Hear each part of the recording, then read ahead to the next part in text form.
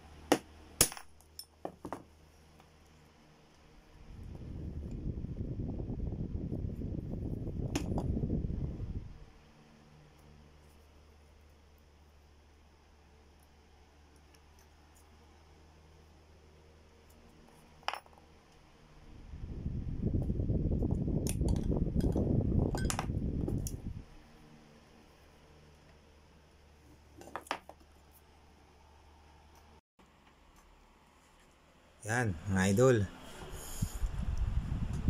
Mabilis lang yan. Hindi na kayo mahirap magsungkit-sungkit pa dyan.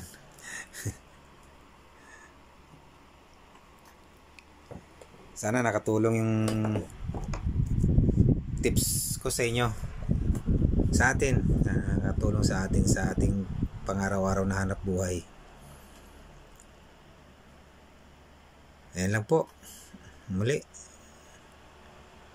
Sana po mag-subscribe po kayo sa aking channel para po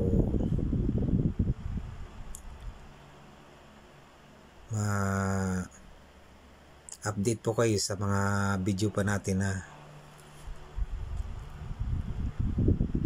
susunod.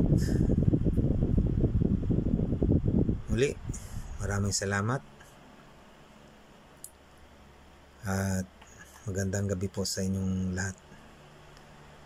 God bless po. Thank you.